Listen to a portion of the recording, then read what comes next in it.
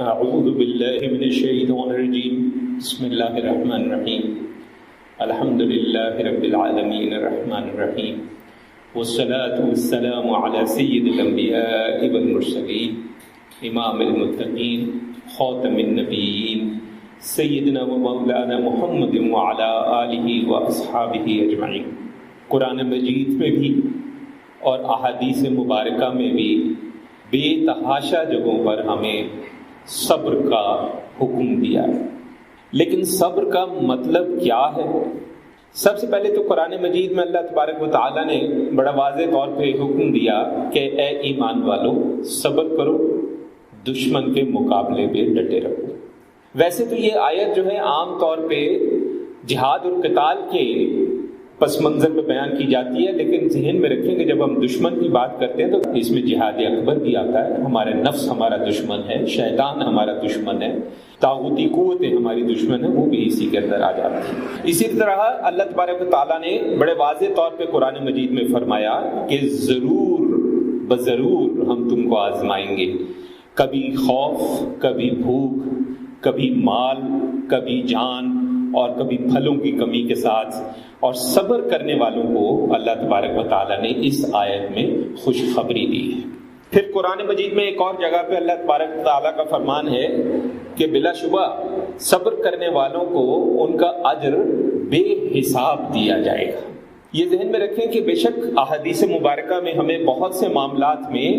گنتیوں میں بات ہوئی ہے کہ یہ کریں گے تو اتنا ہوگا، اس کے بدلے اتنے گنا ہوگا، لیکن حقیقت یہ ہے کہ اللہ تبارک و تعالیٰ جب صلہ عطا فرماتا ہے تو وہ بے حساب عطا فرماتا ہے۔ قرآن مجید میں اللہ تعالیٰ نے فرمایا کہ تم صبر اور نماز سے مدد حاصل کرو، بے شک اللہ جو ہے وہ صبر کرنے والوں کے ساتھ ہے۔ ایک بہت بڑے محقق عالم دین جب ان کا انتقال ہو گیا اور لوگ جوک در جوک اور بے تحاشا تعزیت کے لیے آنے لگے، تو انہوں نے دیکھا کہ جب بات ہم کرتے ہیں ان کے بارے میں تو ان کے جو شاگرد ہیں ان میں سے جس کی وہ بات سن کر طبیعت زیادہ بگڑنے لگتی ہے وہ فوراً اٹھ کے نفل پڑھنا شروع کر دیتا ہے۔ تو کسی نے پوچھا کہ جناب یہ بات کچھ ہمیں سمجھ میں نہیں آئی کہ ہم تعزیت کے لیے آئے ہیں، ہم آپ سے آپ کے استاد محترم جو بہت بڑے عالم دین بھی تھے ان کے وصال مبارک کے بارے میں گفتگو کرنے آئے ہیں، ان کی زندگی کے بارے میں، ان کے تعلیمات کے بارے میں، ان کی محنت کے بارے میں، ان کی تبلیغ کے بارے میں، اور آپ تھوڑی سی بات ہوتی ہے تو اٹھ کے نفلیں پڑھنا شروع کر دیتے۔ تو کسی شاگرد نے بڑا خوبصورت جواب دیا، یہی قرآن کی آیت بیان کر کے کہا کہ اللہ نے کہا ہے کہ صبر اور نماز سے مدد حاصل کرو۔ تو چونکہ یہ جو ہمارے استاد محترم وصال مبارک ہو گیا، یہ ہمارے استاد محترم ہمارا بہت بڑا نقصان ہوا ہے اور ہمیں شدید رنج اور غم ہے، گو کہ ہم سمجھتے ہیں کہ اللہ تبارک و تعالیٰ نے اگر دنیا میں بھیجا ہے تو اللہ کے پاس واپس میں ہم نے جانا ہے، اس میں ہمیں کسی قسم کا کوئی شک و شبہ نہیں ہے، لیکن حقیقت یہ ہے کہ چونکہ اللہ نے کہا ہے کہ ہمیں صبر کرنا چاہیے اور ہمیں نماز پڑھنی چاہیے، اور ظاہر فرائض و واجبات کے علاوہ جو کچھ بھی ہوگا نماز وہ نوافل ہی ہے، نفلی نماز ہے۔ تو ہمارے یہاں جو یہ جو طریقہ ہے کہ آ گئے اور آ کے تعزیت کی، ٹھیک ہے تعزیت کرنی چاہیے، لیکن اس کے جواب میں لوگ رو رہے ہیں، دھاڑے مار رہے ہیں، اس سے زیادہ بہتر ہے کہ آپ نفل پڑھنا شروع کر دیں۔ اللہ تعالیٰ آپ کے دل کو سکون سے بھر دے گا، آپ کے نفل کو اللہ تعالیٰ قبول فرمائے، اور اگر آپ ایصال ثواب کو مانتے ہیں تو وہی نفل جو آپ نے پڑھا ہے وہ جو فوت ہو گیا اس کو آپ ایصال ثواب کر دیں، اس کا بھی بھلا ہوگا، آپ کا بھی بھلا ہوگا، آپ کے ہمارے رونے دھونے سے تو اس کا کوئی بھلا ہونے سے رہا۔ ٹھیک ہے قدرتی طور پہ انسان کو رونا آتا ہے، نفل پڑھتے ہوئے بے شک روتے رہیں، اس کو کوئی مسئلہ نہیں، لیکن یہ ہے کہ عبادت بھی ہو جائے گی اور اللہ نے جو قرآن مجید میں ہمیں حکم دیا ہے اس حکم پر عمل بھی ہو جائے گا۔ پھر اللہ کہتا ہے کہ ہم تم کو ضرور آزمائیں گے، حتیٰ کہ ہم ظاہر کر دیں تم میں سے مجاہدین کو اور صبر کرنے والے کو۔ اب یہاں پہ پھر وہی بات ہے کہ مجاہدین کا مطلب صرف قتال نہیں ہے، مجاہدین میں نفس سے لڑنے والا، مجاہدین میں معاشرے کی برائیوں سے لڑنے والا، مجاہدین میں تبلیغ کرنے والا، مجاہدین میں ہم یہ جو ہر جمعے کو آپ کے ساتھ گفتگو کرتے ہیں یہ بھی جہاد ہے ایک طرح کا۔ اگر آپ میں سے کوئی ایک بھی کسی کے دل میں ہماری بات گھر کر جائے اور وہ اس کے مطابق اپنی زندگی کو بدلنے کی کوشش کم از کم کرے سچے دل کے ساتھ، تو آپ کا بھی بھلا ہے اور ہمارا بھی بھلا ہے۔ یہ بھی جہاد ہے۔ قرآن مجید کے اندر اللہ تبارک و تعالیٰ نے حضرت صلی اللہ علیہ وسلم کو بھی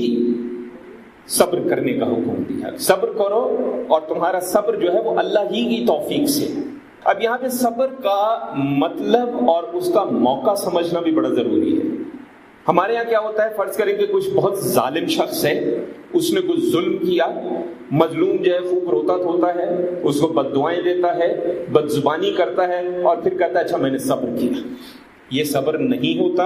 اور اس کو صبر کے طور پہ اللہ کے یہاں کوئی قبولیت نہیں ہے، کیونکہ حدیث مبارکہ سے ہمیں پتہ چلتا ہے، ہماری ام المومنین عائشہ رضی اللہ تعالی عنہا فرماتی ہیں کہ حضور صلی اللہ علیہ وسلم نے فرمایا کہ جو صبر ہوتا ہے وہ پہلے صدمہ کے وقت ہوتا ہے۔ یہ نہیں کہ اپنی بھڑاس ساری نکال لی اور اس کے بعد کہہ دیا کہ اچھا جناب چونکہ میں کچھ کر نہیں سکتا تو اس لیے میں نے صبر کر لیا۔ یہ صبر بطور صبر اللہ کے یہاں اس کو کوئی قبولیت نہیں ہے۔ اسی طرح حضرت انس بن مالک رضی اللہ تعالیٰ عنہ نے بھی یہی فرمایا کہ صبر جو ہے وہ پہلے صدمہ کے وقت ہوتا ہے۔ جس وقت صدمہ ہوا اسی وقت اگر ہم نے کہا کہ بھئی یہ نقصان اگر ہوا ہے اللہ کی دی ہوئی بات تھی، اللہ کے پاس واپس یہ معاملہ چلا گیا، ہم نے صبر کیا، یا اللہ ہمیں صبر کی توفیق دے، یا اللہ ہم تجھ سے رجوع کرتے ہیں، یہ صبر ہوگا۔ لیکن اگر ہم پہلے خوب بھڑاس نکالیں، برا بھلا کہیں، بد زبانی کریں، بدتمیزی کریں اور بد دعائیں دیں اور پھر کہیں اچھا جناب ہم نے صبر کیا، تو ہم نے بالکل صبر نہیں کیا، یہ بات غلط ہے۔ اسی طرح ایک حدیث مبارکہ ہے کہ حضور صلی اللہ علیہ وسلم نے فرمایا کہ پاکیزگی اور طہارت ایمان کا حصہ ہے۔ اب یہ بھی سمجھ لیجئے، آپ نے وہ حدیث بچپن سے ہم سنتے آ رہے ہیں کہ جو صفائی ہے وہ نصف ایمان ہے۔ آئیے ذرا ہم اپنے معاشرے میں دیکھتے ہیں، اپنے ارد گرد دیکھتے ہیں۔ دیکھنے کا اتفاق ہوا ہوگا، ہم کو بھی اتفاق ہوا، گھر سے ایک موٹر سائیکل چلی آ رہی ہے، چلتے راستے میں ہاتھ سے کچرے کا جو لفافہ ہے وہ سڑک کے کنارے پھینک کر چلے گئے۔ ہمارے پاس ایسے لوگ آتے ہیں کہ جن سے بدبو کے بھباکے اٹھ رہے ہوتے ہیں۔ حدیث مبارکہ سے ثابت ہوتا ہے کہ اگر اللہ تبارک و تعالیٰ نے آپ کو نوازا ہے تو آپ کے اٹھنے بیٹھنے، چلنے پھرنے اور آپ کے لباس سے اس کا نشان واضح ہونا چاہیے۔ ہاں، اسراف سے منع کیا گیا ہے اور ایسا کام کرنے سے منع کیا گیا ہے جس سے دوسرے کو تکلیف ہو، لیکن کم از کم صاف لباس، غسل کرنا، نہانا دھونا، اپنے جسم سے کوشش کرنا کہ بدبو کے بھباکے نہ آئے، کسی کے ساتھ بیٹھیں تو اس کو تکلیف نہ ہو، کیونکہ دین صفائی کو پسند کرتا ہے اور صفائی کو تو نصف ایمان کہا گیا ہے۔ تو پاکیزگی اور طہارت ایمان کا حصہ ہے، اور جو الحمدللہ ہے، یہ جو کلمہ ہے الحمدللہ، یہ میزان عمل کو بھر دیتا ہے، اور سبحان اللہ اور الحمدللہ یہ میزان کو بھر دیتے ہیں۔ جو لفظ آیا اس کا خاص جو مطلب بنتا ہے وہ یہ بنتا ہے کہ زمین اور آسمان کے درمیان جو خلا ہے یہ سارا خلا بھرا جاتا ہے۔ اتنی زبردست قسم کے کلمات اللہ تبارک و تعالیٰ کی یہ جو حمد ہے، اس کو اگر ہم اپنا لیں تو اتنا اس کا جو ہے وہ ثواب ہے اور اتنا وزن ہے۔ پھر آپ نے فرمایا کہ نماز نور ہے، صدقہ دلیل ہے، صبر روشنی ہے، اور قرآن تمہارے حق میں یا تمہارے خلاف حجت ہے۔ ہم جو بھی عمل کرتے ہیں اگر وہ عین قرآن کے مطابق ہے تو قرآن ہمارے حق میں حجت بن جائے گا، قبر میں بھی اور روز آخرت میں بھی، اور اگر ہم وہ عمل کرتے ہیں جو قرآن کے خلاف ہے، یہی قرآن ہمارے خلاف حجت بن جائے گا۔ اگر ہم یہ سمجھتے ہیں کہ ہمیں نے چونکہ ہمارے علم میں ایک بات نہیں ہے اس لیے ہم پہ اس کا حساب نہیں ہے یا اس کا سوال نہیں ہے، تو ذہن میں رکھیں جب آپ سے کہا جائے کہ یہ معاملہ ایسا کیوں ہوا جبکہ آپ کو یہ حکم دیا گیا تھا، اور اگر آپ کہیں کہ ہمیں تو پتہ نہیں تھا، تو اس کا جواب یہ ہے کہ کیوں نہیں پتہ تھا؟ آپ کے ارد گرد علم پھیلا ہوا تھا، آپ کے ارد گرد علماء موجود تھے، آپ کے ارد گرد ایسے لوگ موجود تھے جو آپ کی رہنمائی کر سکتے تھے، پھر آپ نے ان سے رہنمائی حاصل کیوں نہیں کی؟ اگر آپ کو علم نہیں تھا تو اس میں بھی آپ ہی کا قصور ہے، کیونکہ جب کہا گیا کہ ہر مسلمان مرد اور عورت پر علم حاصل کرنا فرض ہے، یہ علم کون سا علم ہے؟ ہم لوگ سمجھتے ہیں کہ شاید یہ دنیاوی معاملات کا بھی علم ہے، ہم دنیاوی معاملات کو فنون میں شمار کرتے ہیں، علوم میں شمار نہیں کرتے ہیں۔ فنون کی ضرورت ہے کیونکہ اس دنیا میں ہم نے رہنا ہے، یہاں پہ اس دنیا میں رہنے کے لیے ہمیں فنون چاہیے، آپ کو پڑھنا پڑے گا، یونیورسٹی سے ڈگریاں لینی پڑیں گی، نوکریاں کرنی پڑیں گی، لیکن یہ فنون ہے۔ علوم کون سے ہیں؟ علوم وہ ہیں جو اللہ اور اللہ کے رسول صلی اللہ علیہ وسلم تک پہنچنے کا راستہ دے۔ اگر کوئی ایسا علم ہے جو آپ کو اس راستے پہ نہیں چلا سکتا تو وہ علم نہیں ہے، وہ فن ہے، اور فنون حاصل کرنے کے کوئی خلاف نہیں ہے، لیکن اس کا یہ مطلب نہیں ہے کہ علوم جو ہے ان کو بھی حاصل نہ کیا جائے۔ حضور اکرم صلی اللہ علیہ وسلم نے ایک اور حدیث مبارکہ میں آیا فرمایا کہ مومن کا سارا معاملہ بڑا عجیب ہے، اس کے تمام کام اس کے لیے خیر ہے، مومن کے سوا اور کسی کو یہ چیز حاصل نہیں ہے۔ ہم ہر عمل جو کرتے ہیں وہ ہمارے لیے عبادت بن سکتا ہے، اس کے لیے ضروری نہیں ہے کہ خاص طور پہ علیحدہ سے سب کچھ چھوڑ چھاڑ کر بیٹھا جائے، وہ بھی کرنا چاہیے، لیکن ہم چاہیں تو اپنی زندگی کا ہر لمحہ عبادت بنا سکتے ہیں، کیونکہ ہمارا ہر کام ہمارے لیے خیر ہے۔ مومن کے سوا کسی کو یہ چیز حاصل نہیں ہے۔ کس طریقے سے؟ اگر اس کو خوشحالی میسر آئے تو وہ اللہ کا شکر ادا کرتا ہے، اور اگر اس کو تنگ دستی آ جائے تو وہ صبر اختیار کرتا ہے۔ خوشحالی میں شکر کرنا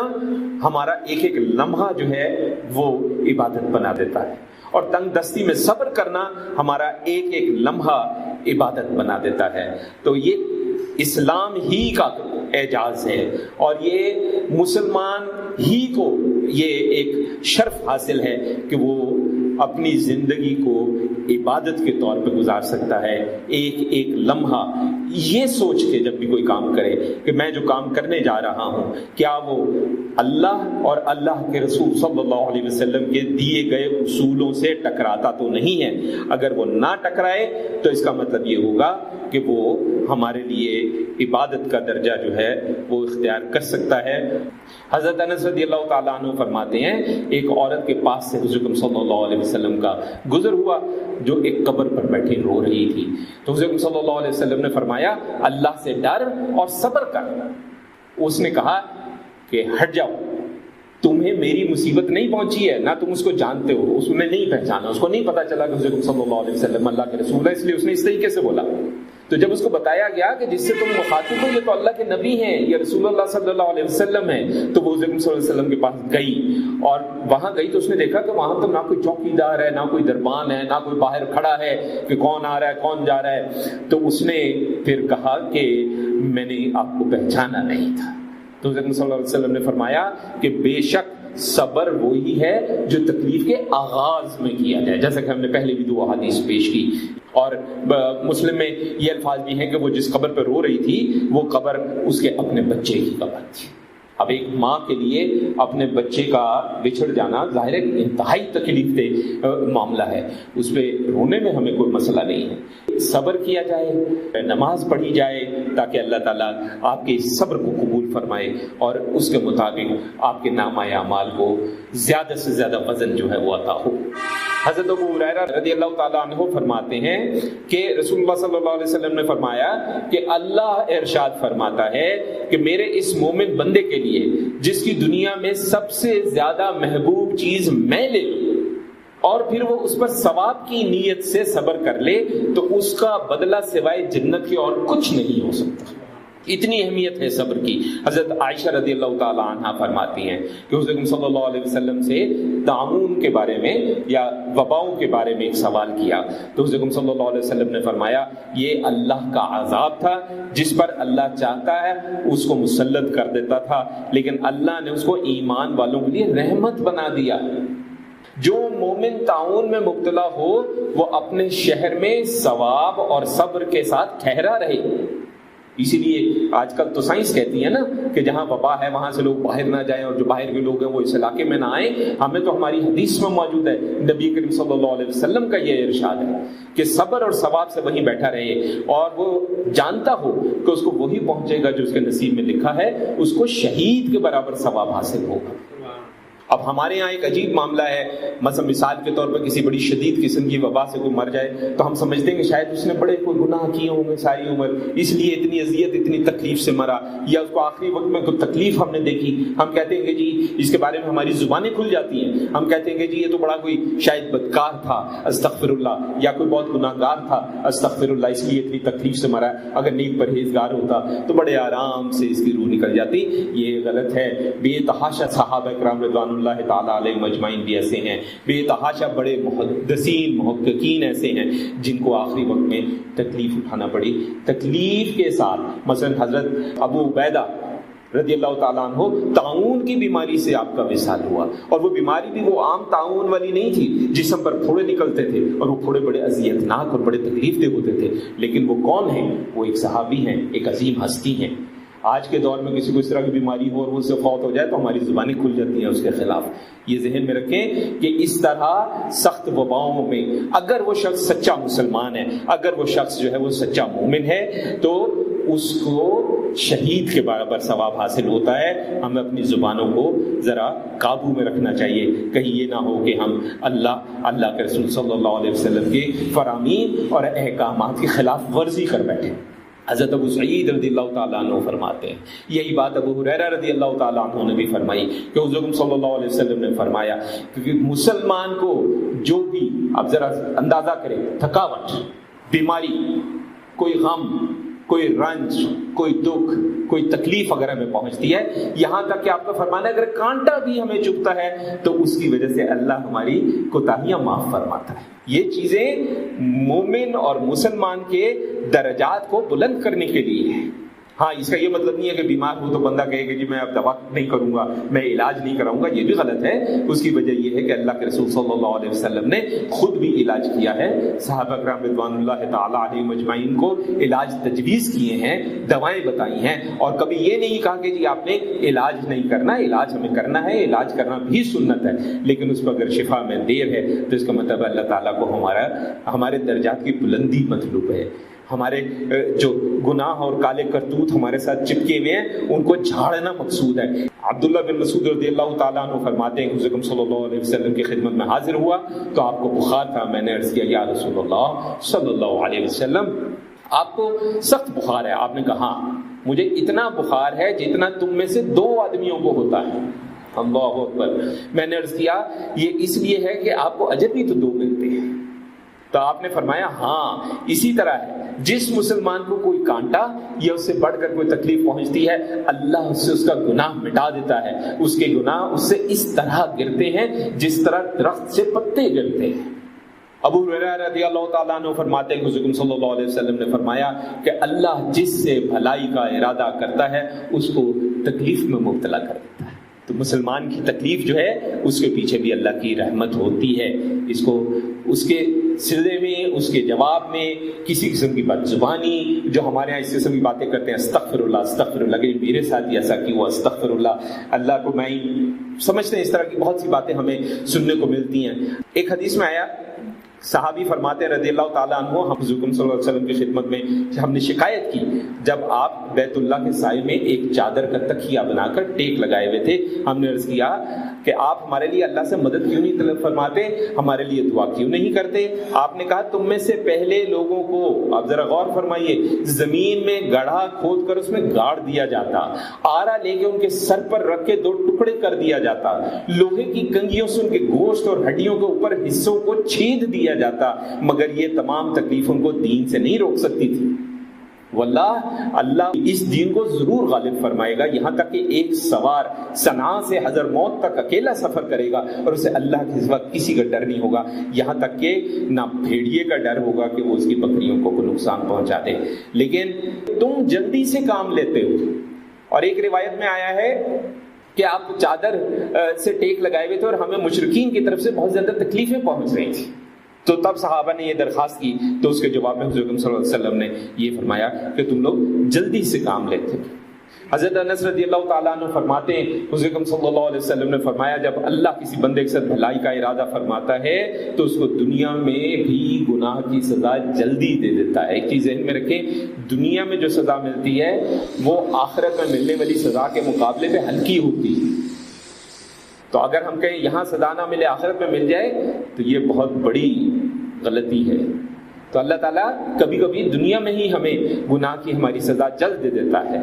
اور یہ اس وقت ہوتا ہے جب کسی اپنے بندے کے ساتھ اللہ بھلائی کرتا ہے، برائی کا ارادہ کرتا ہے تو گناہ کے باوجود وہ سزا کو دنیا میں روک لیتا ہے، کیونکہ دنیا کی سزا ہلکی ہے، وہاں کی سزا جو ہے وہ بہت زیادہ بھاری ہے، تاکہ پوری سزا قیامت کے دن مل جائے۔ حضرت صلی اللہ علیہ وسلم نے فرمایا بڑا بدلہ بڑی آزمائش کے ساتھ ہے۔ اور اللہ جس قوم کو پسند کرتا ہے اس کو مصیبت میں ابتلا میں ڈال دیتا ہے، اور جو اس ابتلا پر راضی ہو جاتا ہے اس کے لیے رضا ہے، اور جو ناراض ہو جاتا ہے اس کے لیے اللہ کی ناراضگی ہے۔ اللہ اللہ سید ایک اور حدیث میں آیا ہے کہ حضور صلی اللہ علیہ وسلم نے فرمایا مضبوط وہ نہیں ہے جو دوسروں کو پچھاڑ دے، مضبوط تو وہ ہے جو اپنے آپ پر غصہ کے وقت قابو پائے۔ صحابی کہتے ہیں میں حضور صلی اللہ علیہ وسلم کے پاس بیٹھا تھا، دو آدمی آپس میں گالم گلوچ کر رہے تھے، ایک کا چہرہ سرخ ہو رہا تھا، اس کی رگیں پھولی ہوئی تھی، اتنا غصے میں تھا۔ حضور صلی اللہ علیہ وسلم نے فرمایا میں ایک ایسی بات جانتا ہوں اگر یہ اس کو کہہ لے تو اس کا غصہ فوراً ختم ہو جائے گا، اور وہ اگر یہ کہہ لے اعوذ باللہ من الشیطان الرجیم تو اس کا غصہ ختم ہو جائے گا۔ لوگوں نے اسے کہا کہ حضور صلی اللہ علیہ وسلم نے فرمایا ہے کہ تو شیطان مردود سے اللہ کی پناہ طلب کر لے۔ یہ بھی ایک نسخہ ذہن میں رکھ لیجیے، جب آپ کو بہت زیادہ غصہ آئے تو آپ اعوذ باللہ من الشیطان الرجیم پڑھنا شروع کر دیں، کھڑے ہیں تو آپ بیٹھ جائیں تو آپ لیٹ جائیں، اور یہ پڑھنا شروع کر دیں، اللہ تعالیٰ آپ کو اس غصے سے نجات دلا دے گا۔ حضرت صلی اللہ علیہ وسلم نے فرمایا کہ جو غصے کو پی لیتا ہے باوجود اس کے کہ اس کو نافذ کرنے کی قدرت رکھتا ہو، یعنی وہ بدلہ لے سکتا ہے، آگے سے کچھ کہہ سکتا ہے یا کوئی حملہ کر سکتا ہے، لیکن اس کے باوجود غصے کو پی جاتا ہے، اللہ تعالیٰ اس کو تمام انسانوں کے سامنے بلائیں گے اور فرمائیں گے کہ وہ حور عین میں سے جس کو چاہے اپنی مرضی سے چن لے۔ حضرت ابو ہریرہ رضی اللہ تعالیٰ عنہ فرماتے ہیں ایک شخص نے حضور صلی اللہ علیہ وسلم کی خدمت میں عرض کیا مجھے اب وصیت فرمائیں، تو حضور صلی اللہ علیہ وسلم نے فرمایا غصہ مت کیا کرو، اور اس نے دوبارہ یہی درخواست کی تو آپ نے دوبارہ یہی کہا کہ غصہ مت کیا کرو۔ اتنی اہمیت ہے صبر کی اور غصے پہ قابو پانے کی۔ حضرت ابو ہریرہ رضی اللہ تعالیٰ عنہ فرماتے ہیں کہ مومن مرد اور عورت کی جان، اولاد، مال، ان چیزوں پہ آزمائش آتی رہتی ہے یہاں تک کہ اللہ تک سے وہ جا ملتا ہے اور اس پر کوئی گناہ نہیں ہوتا، کیونکہ چیزیں جو ہے سمجھے کہ یہ چیزیں جو ہیں یہ اصل میں گناہوں کو جھاڑ رہی ہوتی ہیں، ہم لوگوں کو صاف کر رہی ہوتی ہیں، ہمیں پاک کر رہی ہوتی ہیں۔ ہم سمجھتے ہیں ہم تکلیف میں ہیں، ہم سمجھتے ہیں کہ شاید کوئی ضروری ہے کہ کوئی تکلیف میں ہو تو ہم کہتے ہیں کہ جی دیکھو جی پتہ نہیں کتنا اس نے غلطیاں کوتاہیاں گناہ کی ہیں، اللہ کی طرف سے اس پہ کوئی سزا آئی ہوئی ہے، اس کو کوئی کسی قسم کی اس پہ عذاب آیا ہوا ہے، اس قسم کی باتوں سے ہمیں جو ہے وہ بچنا چاہیے۔ ایک اور اہم نقطہ ذہن میں رکھیں، حضور صلی اللہ علیہ وسلم نے فرمایا ایک بار دشمن کے ساتھ قتال کا معاملہ تھا، لڑائی کے لیے وہاں پہ سب اکٹھے تھے، سورج ڈھل گیا تو حضرت صلی اللہ علیہ وسلم کھڑے ہوئے اور آپ نے کہا کہ اے لوگوں دشمن سے مقابلے کی تمنا نہ کرو۔ یہ بھی سمجھ لیں قتال والا جو جہاد ہے اس کا بھی اصول اب یہاں پہ آ گیا کہ دشمن سے مقابلے کی تمنا نہ کرو، اللہ سے عافیت مانگو، جب دشمن سے سامنا ہو تب جمے رہو اور یقین کر لو کہ جنت تلواروں کے سائے کے نیچے ہے، یعنی جب سامنا ہو جائے خود سے یہ کام نہیں کرنا۔ پھر آپ نے ایک دعا بھی فرمائی اور اس دعا کا جو ہے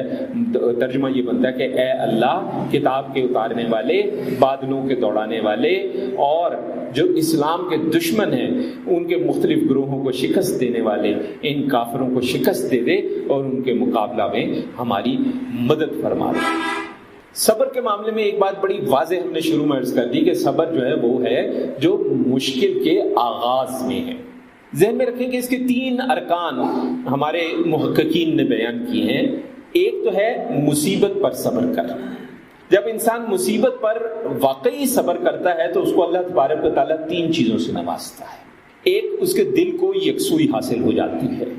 اس کے بعد جو علم ہے اس کے اندر باریک بینی حاصل ہو جاتی ہے، اس کو نور فراست حاصل ہو جاتا ہے۔ صبر کے بغیر نور فراست حاصل نہیں ہوتا۔ ایک آدمی صابر نہ ہو اور وظیفوں پہ وظیفے کرتا رہے اور وہ سمجھے کہ مجھے نور فراست حاصل ہو جائے گا، ایسا نہیں ہوتا۔ دوسرا جو صبر کے معاملے میں رکن ہے وہ ہے گناہ گاری پر۔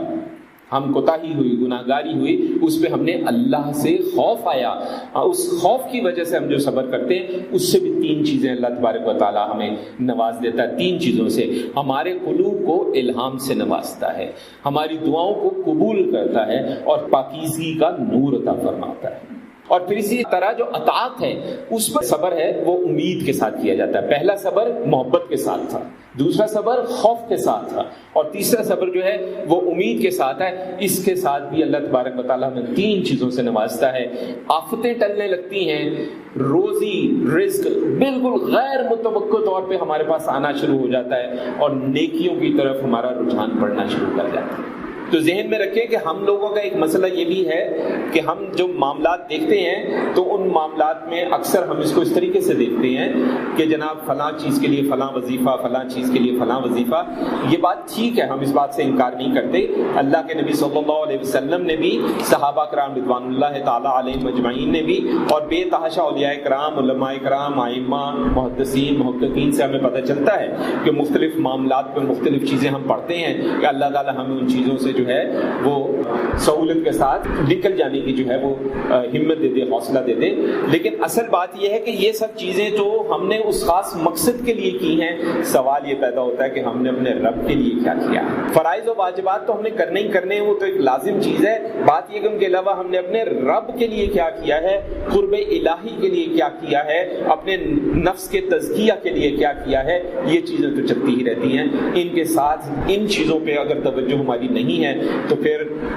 ہمارا جو سفر ہے مسلمین کے درجے سے مومنین کے درجے تک, مومنین کے درجے سے محسنین کے درجے تک, وہ پھر یہ نہ ہو کہ مسلمین کے درجے سے آگے ہی نہ بڑھ پائیں اور روز قیامت ہمیں پتہ چلے کہ محسنین تو بہت دور کی بات ہے, ہم تو مومنین کے درجے تک بھی نہیں پہنچ سکے.